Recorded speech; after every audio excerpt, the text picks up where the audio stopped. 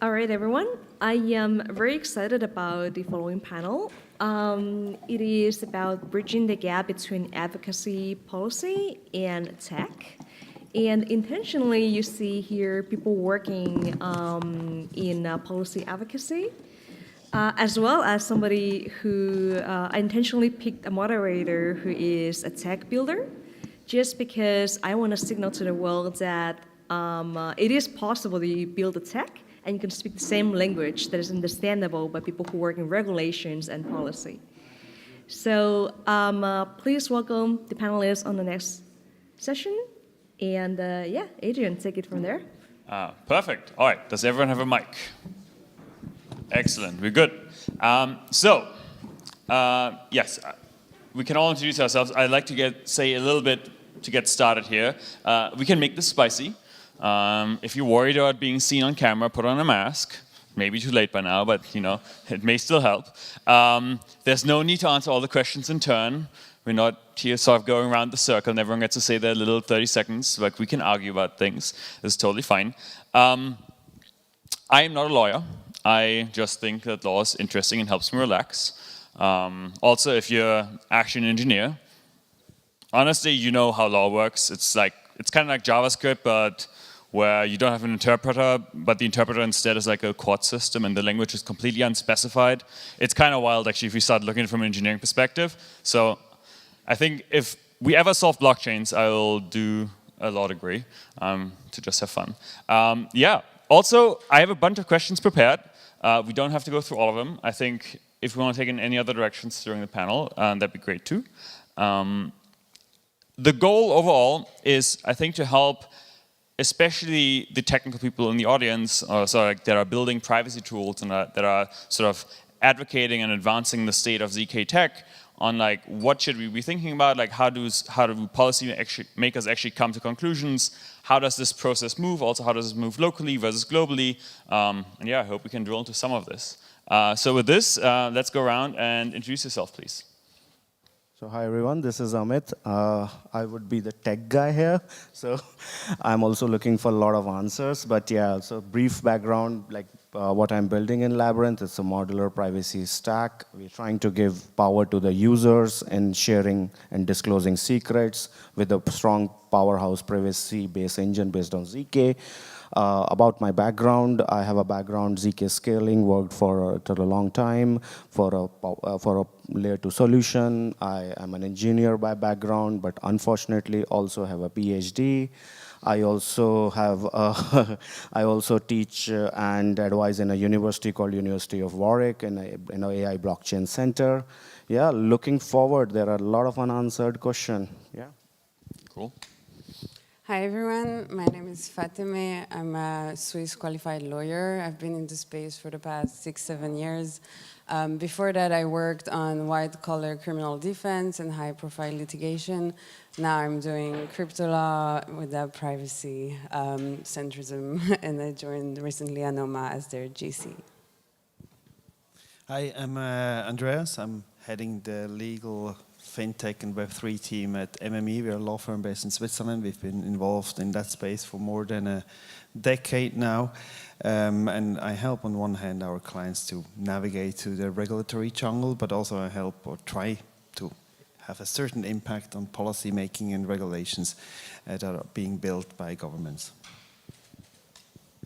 Hi, I'm Alexis Roussel. I'm the CEO of NIM Technologies. So we're building a mixnet. We're in Switzerland also, and we're building a mixnet, which is a privacy infrastructure. If you send data through this mixnet, your data becomes unobservable, and that's a key element for building anonymity. So it's not just about encrypting or hiding what's the message, but it's also hiding that the communication itself is taking place. It's a part that we usually forget about. So that's on the tech side. I'm in crypto for now 10 years, built up a Bitcoin broker 10 years ago, and I really went down the rabbit hole of Swiss regulations. And I'm a legal by training, I'm a legal specialized in a lawyer. I'm not lawyer, but jurist specialized in new technologies, and I have a whole aspect of advocacy in Switzerland, trying to bring the topic of anonymity. So both technically with the MixNet, but also legally in the Swiss context. And so I went through different steps to redefine this. I worked on the right to digital integrity of the human person, and inside this right to digital integrity, there's a right not to be surveilled, measured, or analyzed, or, quote, right to anonymity. And these rights are being adopted in Switzerland. Geneva has voted for the right of digital integrity, Neuchâtel next. And so I'm really pushing this topic on from a humanist, from a fundamental rights point of view, so that anonymity and privacy, and then by ricochet by privacy can be implemented on the fundamental right level in Switzerland. My name is Marina. I'm a co-founder and I'm leading the European Crypto Initiative, which is an advocacy group based here in Brussels. We basically established the moment where MiCA was published, so it was almost 4 years ago in September. And during this time, we have worked in negotiating the markets and crypto assets regulation, some also other laws that were related mostly to anti-money laundering, so kind of related to financial privacy as well. Before that, I was working in crowd investing and also negotiating laws around crowd investing, but 7 years ago I joined blockchain, so since then I'm here. Cool, thank you very much. I think sort of an easy question that I always have, because sort of depending on which regulator you speak to, you get vastly different answers, but in your experience, how educated are the regulators? Because I've spoken like the Bank of England, they have no idea as far as I can tell. The Europeans are way better at that point, DG FISMA, for example. But like, yeah, so in your experience, like maybe the regulators you've interacted with, like how knowledgeable were they? How much interest did they have in the space? And sort of how much did they think not only about, well, for the next 5 months, I'd like to see everyone's transfers, but also like what happens over the next 10 years if this technology actually gets adopted? Maybe I can start. Great, yes, thank you so much. So just jump in. I'll jump in. So it really depends, like the blockchain space is now huge. And so there's so many different things that the regulators, at least in Europe, are looking into. We have tokenization, we have privacy, we have MiCA, we have staking, like there's so many different things. I would still say that Switzerland should be #1, most likely. And of course, Andreas will say more.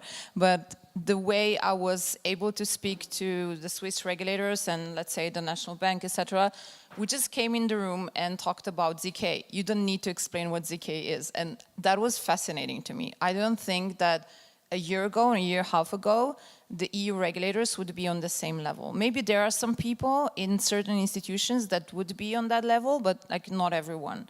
So the other part is what they have been working on already. So they have worked on MiCA since 2017 already. And there are people that are super knowledgeable about this topic. Like you said, DG FISMA, so that's the department, the digital department of the Commission. There are some people in the parliament that were very knowledgeable, still are, but they are not in the parliament anymore because we just had elections a month ago, or they're not going to be in a coalition anymore, so they're not going to have very important roles within the financial departments of the parliament. So for now, for us, it's the parliament, clean slate. We need to start from the beginning, talk to everyone that would be interested in this topic. So for us, the next months are very intense. The European Commission, the heads of the Commission departments are going to change, and we already know, in a way, more or less what's happening. But the people that were working on those topics, they're staying, so that's very valuable because they know a lot. There are people that are following DeFi for, I would say, more than a year or almost 2 years right now. There are people that are following certain other areas, and that's the reality. The other part in the EU that is pretty important is that... Okay. We will limit the answers to like 2 minutes tops. Very interesting. But any other takes? How qualified are the Swiss regulators? Yeah, I think I fully agree with many things you said, but essentially the question is, who do we refer to being a regulator? So I think on one hand, normally when we talk about, the regulator says X, Y, Z, we actually don't mean the regulator making regulations, we mean the supervising authorities making sure that regulations are being enforced. And so when we refer to FINMA, which are Swiss financial market authorities, we refer to them as a regulator, but they don't regulate. They apply existing laws and regulations. And I think it's always important to keep that concept in mind. Of course, over the past decade, they have done an immense learning curve. They know a lot of things. If you talk to them about liquid staking setups, they do understand more or less the technology, how that works, and can apply the laws and regulations currently existing on that or not apply them, depending on the result. So when we look at your question from that perspective, I think, yes, it's nice to have, at least in Switzerland, and it seems to be in Europe as well, supervising authorities or regulators who really know their things and do their homework. If you look into the future, do they think 10 years ahead? They're not the ones building regulations. So that would be the task of the actual regulators, the legislative, the commissions, who need to look in the future and see, hey, what does blockchain mean? What does privacy mean in the future and the technology we have? And I think this is not really happening. So there's kind of a gap in between. I mean, I fully agree with everything, with the nuance that enforcing regulation or making sure that it is applied entails some form of interpretation of that regulation. So there is still like a remaining power within FINMA or any other pseudo-regulator to interpret, understand, and decide how it's going to enforce it. And if you decide not to enforce it, it's as if there is no regulation, for instance. So there are ways like that communication with the authorities, whether regulator or enforcement bodies, can influence the outcome. And if we go back to regulations or laws being created, there is often this thing called consultation process in Switzerland, but it happens also many other jurisdictions where they state their intention for the new laws or maybe even draft it and then submit that to the public opinion. So trade associations would write a commentary, lobbying groups, individuals, just big projects, anyone who has a say or a stake in it would give their opinions, and this will be studied before they actually enact any form of regulation. So there is a form of informal conversation also happening. Yeah. So I was really confused what to mention because fortunately the University of Warwick, which I'm a fellow, is a consultation partner of Digital Pound. And a lot of Chatham House rule applies. So let me see. So the report is in public now, which the university published with the Bank of England. So clearly, the digital pound actually had a very bad rep from the Member of Parliament due to one clause of privacy. And they were really, really worried. So regulators are just an entity. They might be bureaucratic, but they are liable to respond to the users or the democracy of the system. And it has been voted down right now. It has been rewritten due to the privacy concern. And that brings us to the limelight from the technical or the application point of view. And the education gap, right? So they know there is something which they can do on the privacy front, like zero knowledge or cryptography, right? They have learned of doing this thing from their regular, credit card or your touch payment system. They are approaching it not at a warp speed like in an HCC, but a really slow speed, but they acknowledge it. And there are privacy solutions which all of us are building, some of us are building in this room, right?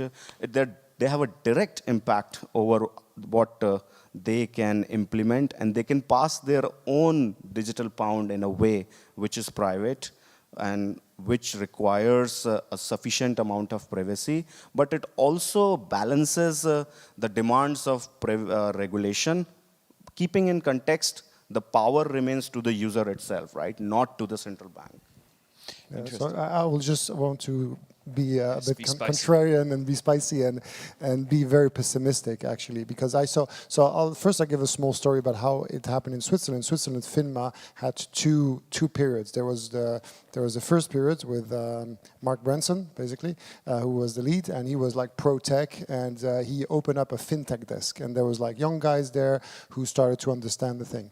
And there's a second period where he had to leave, and management went into a bad shape, and FINMA start to turn over and be much more difficult to work with. And what happened also is that when it comes to privacy, when they're really nice people, you can always talk to them and push up projects and get some rulings and everything. That's totally fine. But when it comes down to privacy, at the end, they will go against it. So, and this, we saw it in practice. So there's two things that we saw. Is one, that they are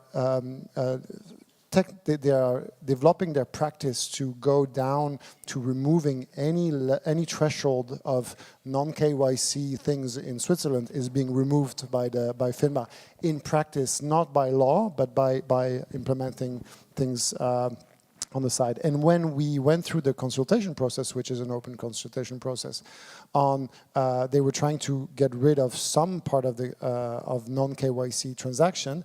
At the end, they had to admit in writing in the final text that they were against privacy, anonymous means of payments, and they were discriminating against those, even though this is not a concept which exists in law. So there is this like I don't think it's by thinking of it, it's more like an organic reaction of this institution, and people, when they're pushed into it, actually they're against privacy.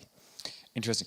I will follow up on this in a second around also the Financial Action Task Force, and we can speak a little bit about sort of like, does this come from the global perspective or the local perspective, and like how much is being enforced here. But actually, I just learned something very interesting that I didn't realize, that true, FINMA is not a regulator in that sense, and I think we've been very Americanized, where I think we all view the SEC kind of as a regulator as well as the enforcer. Is this also true in other countries? Is this generally the split, that it's always like you have some regulator that actually makes the rules, and then you have someone like FINMA trying to enforce them, or is this unique to Switzerland? No, it's like the typical setup, I would say, that legislation is not drafted by government agencies, it's drafted by the legislative body. And so, of course, I agree, you have interpretation liberty, and you have an importance in kind of setting the path how to apply the existing framework, which is then going to be controlled by court. But in a democratic systems, normally the ones making the rules are not the ones applying the rules. But I would say that currently we're in a position where this is the setup, but what the regulators in Switzerland I witnessed, and we saw it also in the US, they actually, through practice, change the interpretation of the law in the point where the law is applied in a completely different way, so it's becoming non-democratic. And the whole industry is too afraid to go in front of the courts, so they don't have the balance system, and the politics doesn't understand anything and doesn't go into being the balance also. Yeah, I dare to say that's not a structural problem, but an industry problem. So we should sue people more. We should sue the government more. That's what I'm hearing. In fact, But that's what people in the US right. are doing. Essentially, that's also, I mean, our role as legal advisors is not to just listen to the regulator, supervising authorities, and say, okay, they say that, so we're going to tell that at our clients. I mean, it's like we don't generate any value like that. We need to challenge those opinions and like really try to push it. And if we believe, hey, they're wrong, we need to try to correct it in courts. And if the courts will follow our opinion or the supervising authorities' opinion, that's another question. But I think we can't just rely on whatever guidance supervising authorities gives. And also maybe a last thought on that. If you look now, the Danish authorities, they published these guidelines on what are the criteria for a DeFi project to be sufficiently decentralized not to fall under the MiCA regime.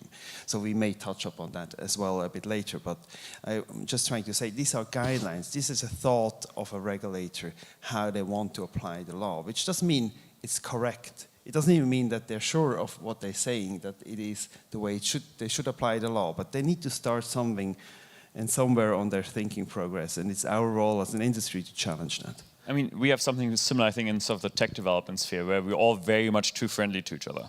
As a result, and it's a very good thing, right? Like, we all want to be collaborative, but as a result, very few people go bug hunting in other people's protocols. And as a result, like, we end up with these, like, 3 out of 5 bridges everywhere, because, like, no one really tests the underlying security assumptions. It seems that we should be also being more PvP on the law side.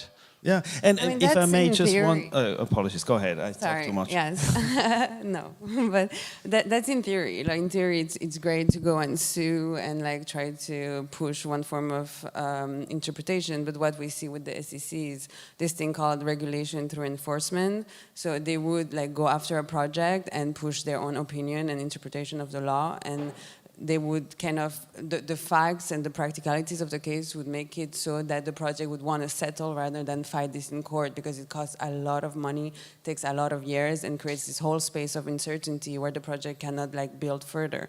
So they would rather find an agreement and kind of cave in the interpretation of the regulator to just end the case, and that's another way for them to push their agenda, and then they can prove that, hey, like my interpretation won because they had to sign this agreement with us or whatever. So in theory it's great, but in practice there are a lot of other forces in motion. Just to add, the conceptually, like how, like I think and the tech team also think about the regulation. So there's a concept of competition within the government agencies are a power structure, right? And the power structure gives the currency. And what we have seen in crypto world is another digital currencies. And if you look at from the regulatory point of view, what I see when we talk to the ecosystem, there is a competition within the alternate currency. What if that alternate currency brings up a better way to enhance the regulation, right? So they are also thinking, that there are the structure within the competition. What if Ether has a capability to become regulatory compliant for the people, not the regulators, right? For the people. Can we design such technology? So that is speeding up their process as well, right? That can lead to the adoption and changes within the regulatory mindset. Like that means there is a competition. That means the technology adoption should increase from maybe a digital pound and takes ZK as a zero knowledge pool system, shielding as one of the criteria.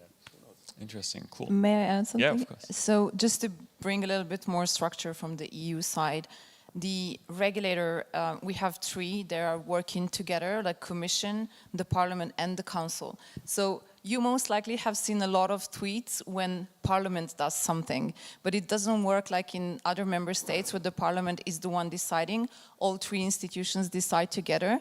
Mostly we're tweeting around the Parliament because they are also tweeting and it's public, but all 3 institutions again are important.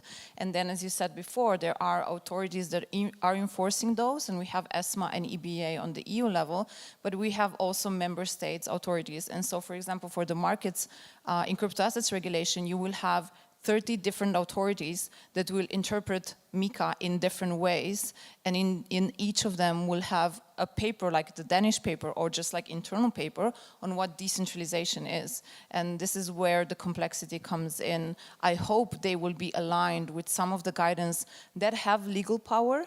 So the one from ESMA do have legal power and they are binding, so they need to follow them. There are some that are, for example, technical standards that they follow, some are just guidance.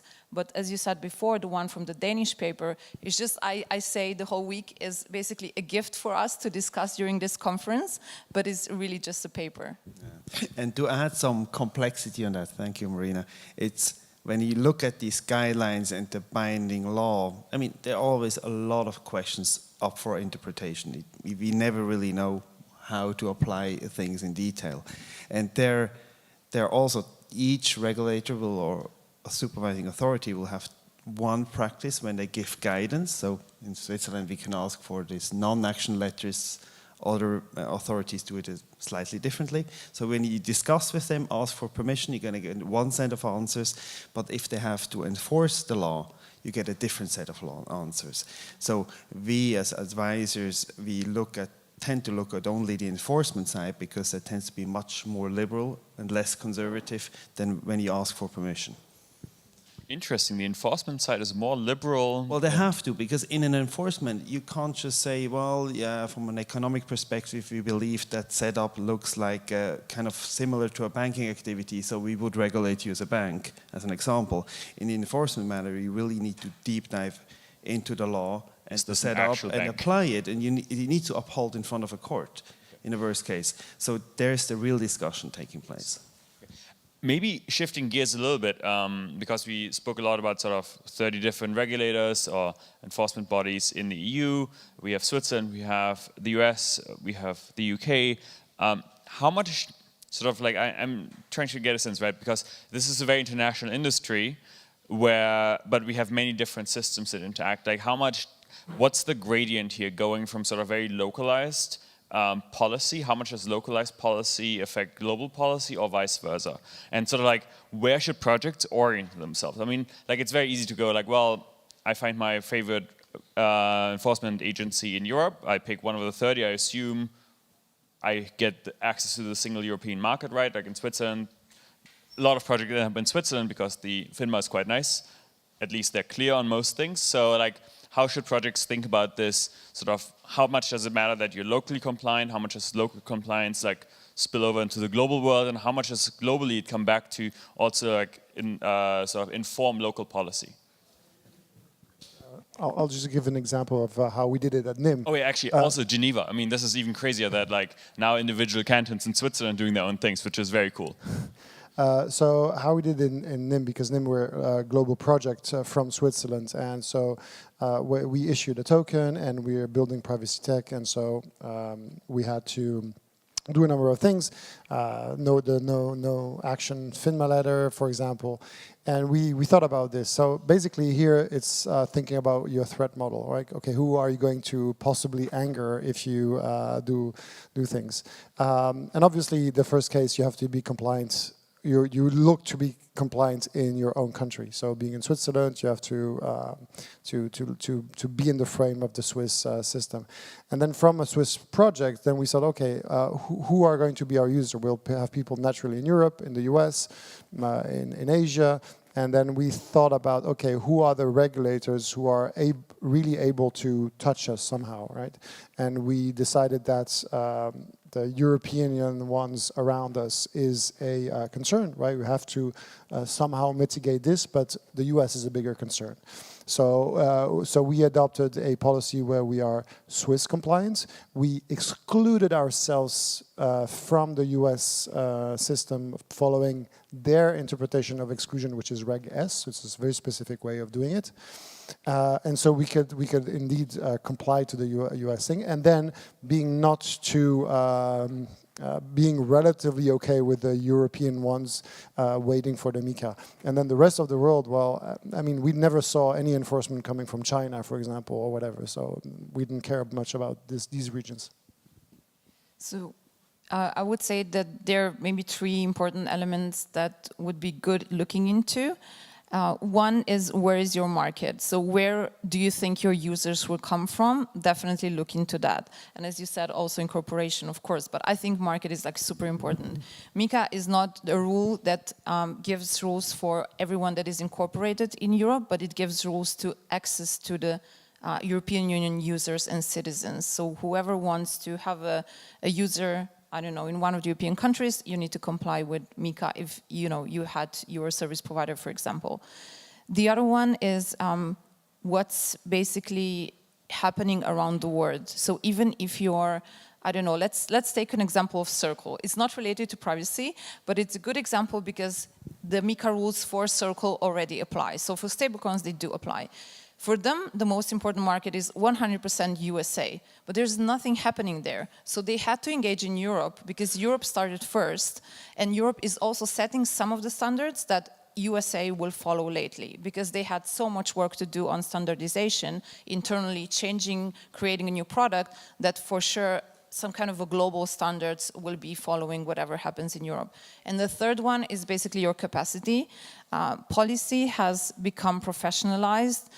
Teams have one or even more people in their team to do this policy work. It requires a lot of work. It requires a lot of relationships. Whenever something happens, when the house is burning, you reach out.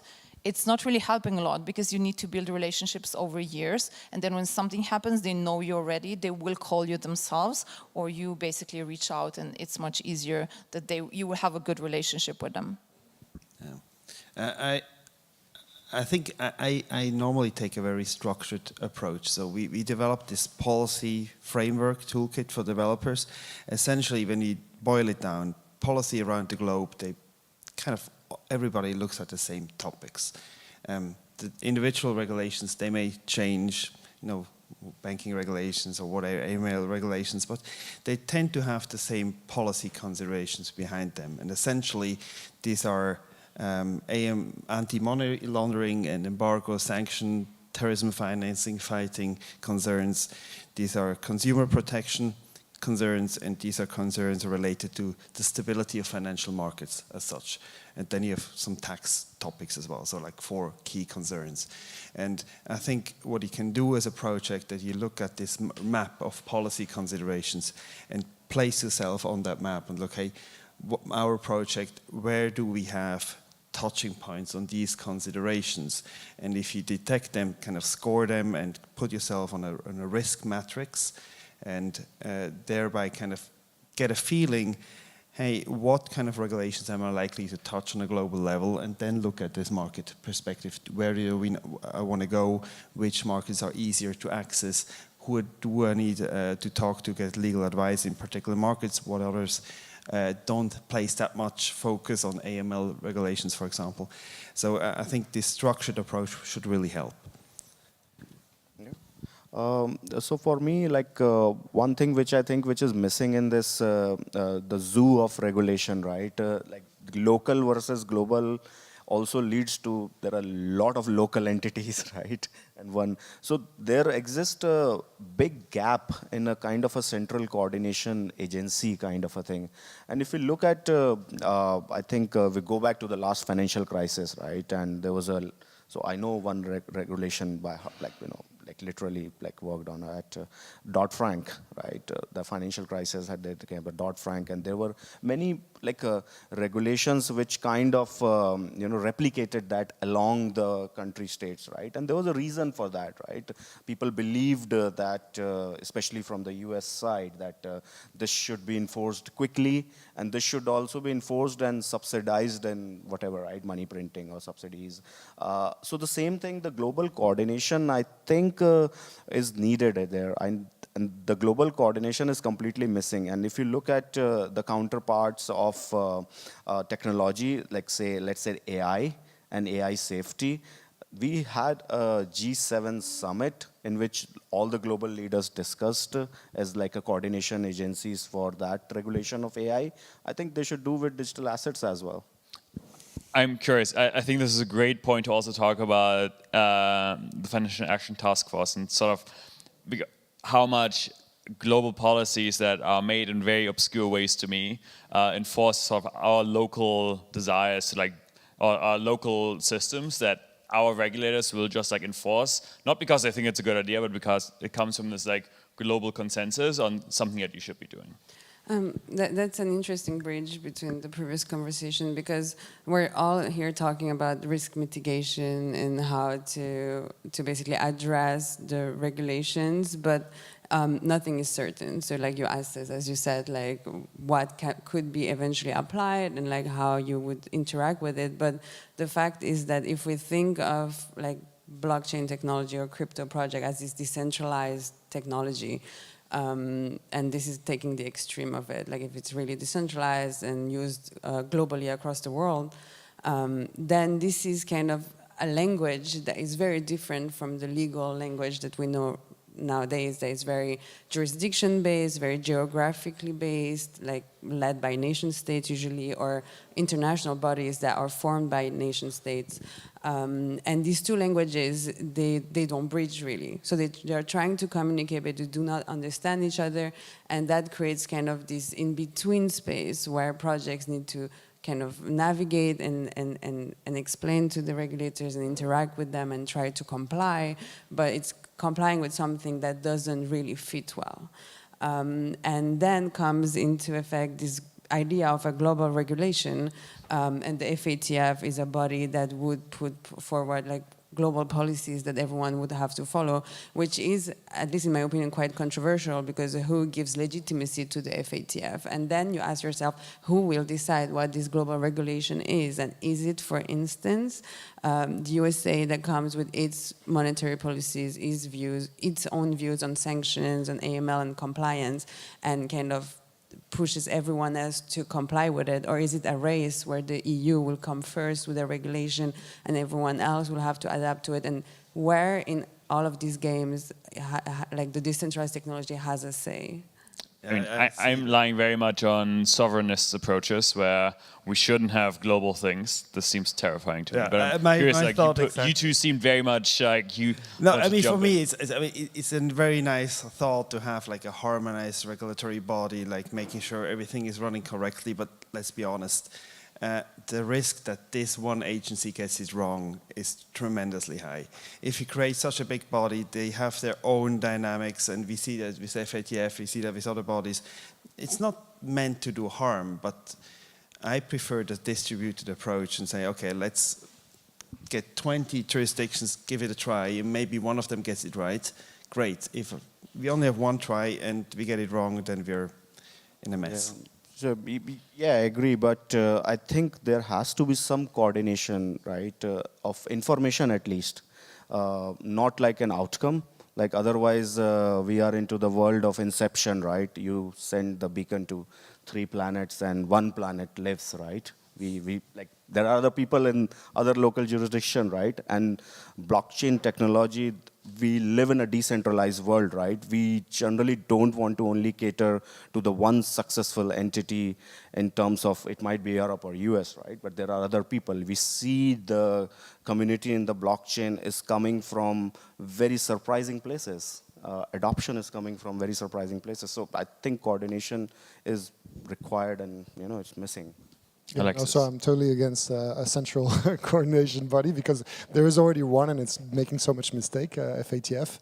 And I think I think also it comes to the fact that all this system has been built on actually policies which have not proven themselves, right? So the whole quest of anti-money laundering policies right now, we start to see some studies coming out with the results of like how efficient it is.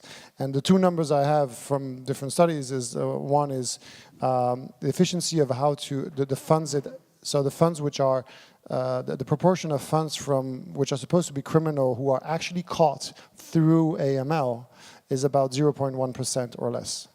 Right. So, and then for each dollar or franc, because I think it was for each franc to capture through this process, it costs 200 francs in terms of procedures, effort, whatever, to get that franc. So it's the most inefficient policy. Even the drug war is not as efficient as this. So because we have now these institutions which are running super inefficient policies, of course.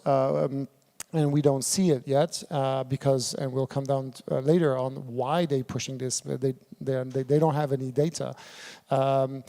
You can still try to make those institutions more efficient, but that will not work because the underlying reason and the underlying effectiveness of the AML policies is just not there.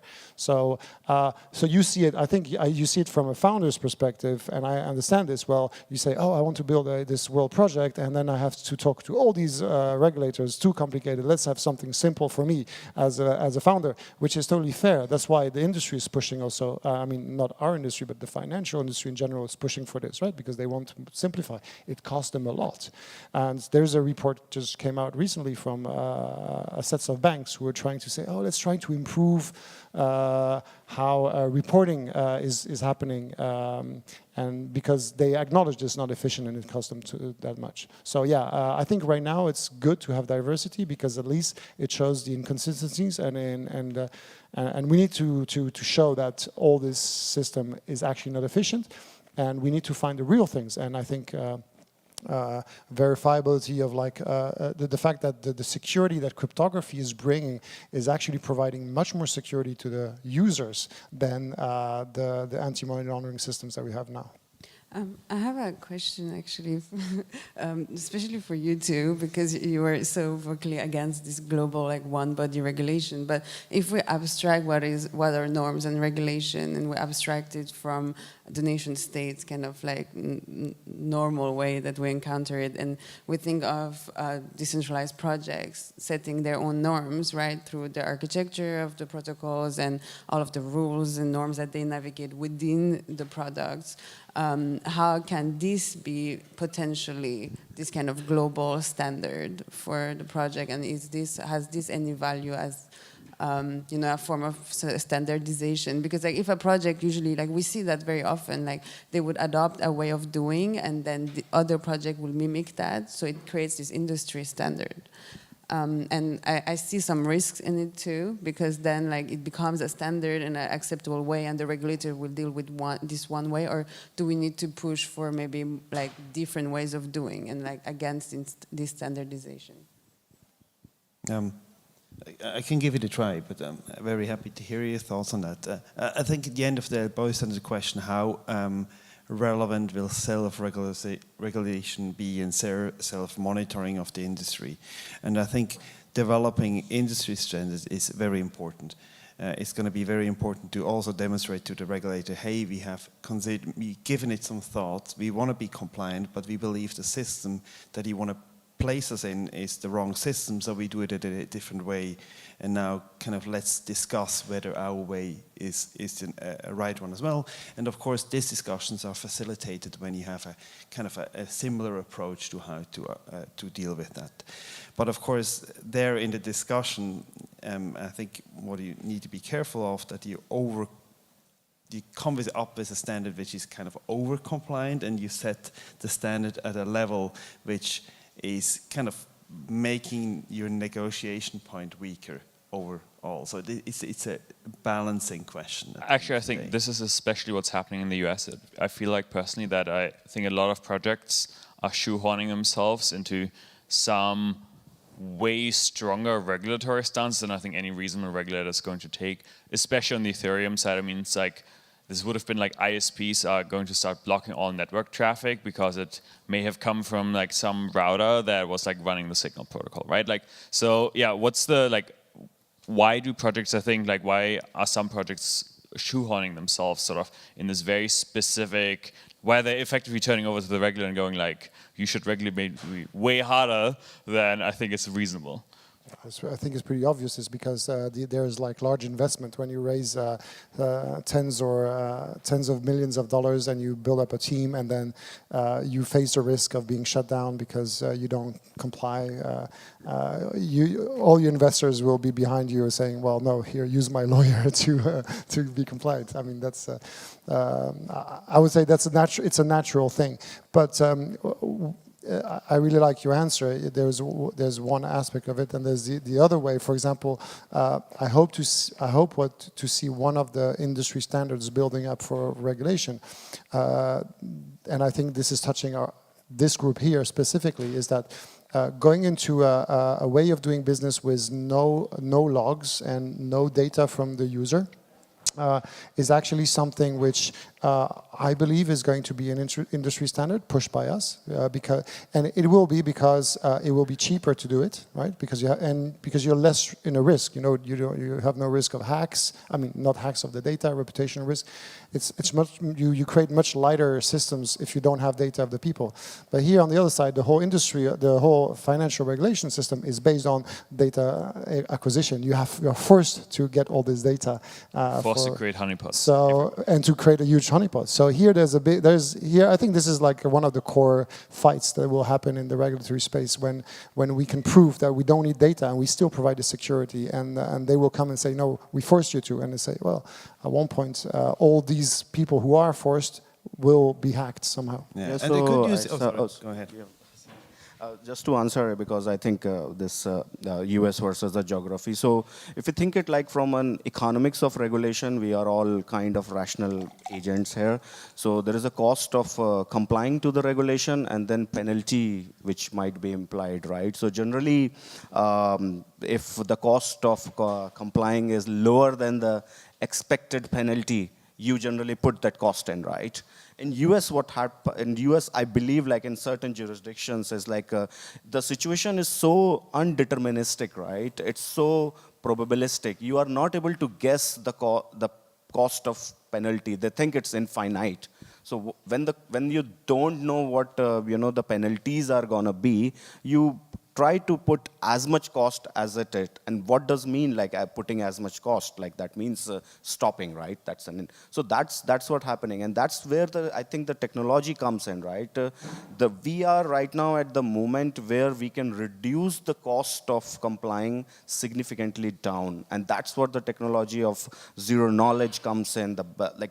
Of course, like blockchain is getting into like on the balancing privacy with the regulatory compliance through the zero knowledge route, through cryptographic route, and I think that's the right route, because there is always gonna be the state of the world, like global coordination failing, local agencies. We have seen the Binance case, right, and other like exceptionally high penalties. So the only reason stable equilibrium you see is reducing the cost of compliance, and we have seen this in 200 years of enforcing tax avoidance laws.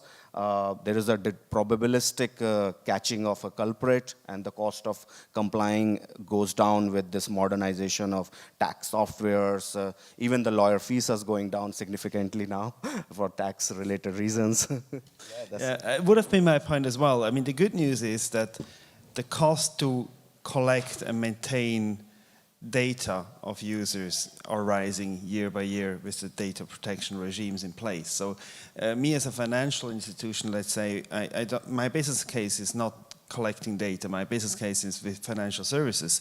So I don't resell them normally. So it's really just a cost position. So I need to lower the cost and become more efficient, and that technology, ZK Proof and other privacy technologies should enable me to do that. So there should be a pressure also from the CFI industry to kind of go through that. And I think on the compliance level, it needs to come from that industry, because they're the supervised industry at first, which the lobby, so they need to push that. Like, when talking to regulators as well as enforcement agencies, because, I mean, I've read a little bit about AML and KYC, right? And it seems that the costs are actually it does very little to actually help with the problem that's trying to tackle, but it increases, puts a massive burden on sort of the individuals that get debanked. Like, do regulators think about sort of the second order effects, or is it more like, oh, I see a nail, let's hit it with a hammer, no matter what happens underneath?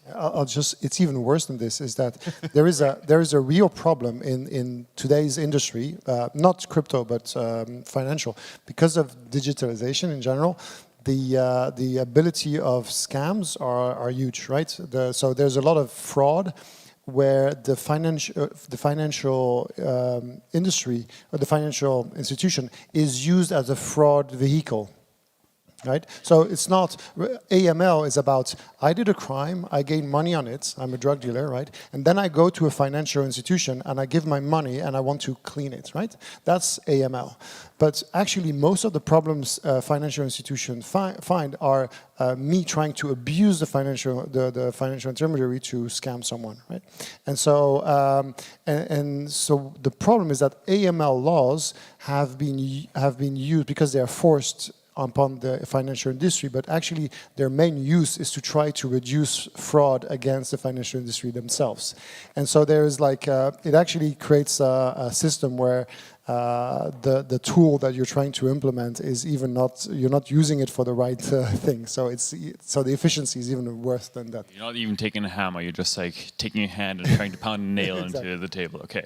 And just to add two lines, and exactly coming back to my point, if you see the statistics of percentage dollars fraud happening in credit card industry and take it from like when it was invented in 1980s, you know, that travel card, and now we have chips and encrypted, encrypted messaging between each other, public PKI infrastructure. So even that figure, like, you know, that 20% fraud rate, it has reduced to significantly lower right now. So I think the only impact on this fraud figure was due to the technology, especially the cryptography and the digital technology, rather than the regulation. So it's just adding your point. No, it's adding. Curious. But, yeah.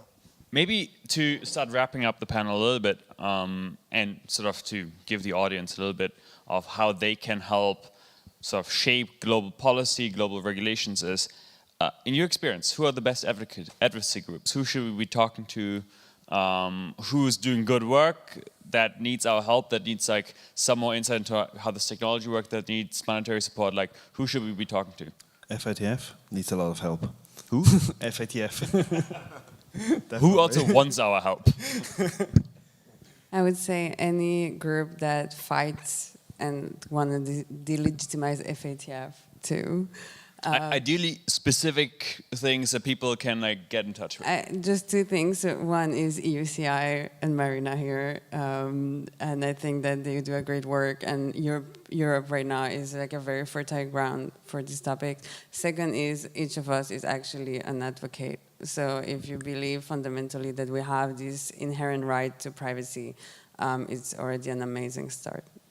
We created actually a first body industry association called UPA, Universal Privacy Alliance. Please check it out. There are a few organizations which are part of it. We still need to make the organization more active, but the organization is there, and we're already like 10 members, and so the objective of the UPA is actually to do this, also to help in the case of, because this is something we didn't touch upon, where some developers right now, I mean, of course, doing the most edgy type of activity, are actually being jailed right now. So if you talk to in certain rings, people are afraid of that because of their activity in the crypto space. They are threatened, and because they bring privacy. So the UPA is also purpose is also to help on such cases for in the future, not those ones, but maybe the future Tornado Cash or other type of cases. We would be there. Cool. Of course, I'm biased, but I would say that there are different associations in different jurisdictions, so you need to have someone that is based in that jurisdiction and that does the work there. And there have been historically a difference between associations that were working on privacy when it comes to communication, and let's say the Digital Marketing Act or Digital Services Act, and when it comes to cryptography, when we do communicate, and there were associations that were working on privacy when it comes to financial privacy in crypto. So before crypto, we didn't really have financial privacy associations, I would say, that active as they are right now. But something that works on a local level and definitely works globally on FATF, because those international organizations are somehow reflecting the international power different big states have. So the big states have a lot to say within those organizations, sorry. Just want to add, one example, a recent example of EU chat law, and overemphasize the role of advocacy, and especially the ground level advocacy, that how important it is to locally associate with your advocacy people, and also push the agenda towards the top and make great changes. In EU chat law, like which got repealed, which not repealed, it was never passed, right? Which got rejected, I would say, from the parliamentarians, was only due to the advocacy, I would say, right? If it has not been there. Huge push, yeah. Yeah. Cool. All right, last question, super quickly, maybe 30 seconds each. What's your best prediction of how over the next 5 years this space will evolve, specifically with bridging privacy tech and sort of existing financial systems? Be as like realistic as you'd like to be. I give it a try. My perspective is that the technology will first be adopted in a on a voluntary level, so where we don't have supervised actors, particularly in like asset management related to kind of DeFi pools and other applications where we're not in the supervised area. There we need to prove efficiency, and then hopefully we can advocate that the regulations want to be changed to take over that efficiency. That will be my hope. But I think we're not going to have changed regulations in 5 years, but we will have a good use case.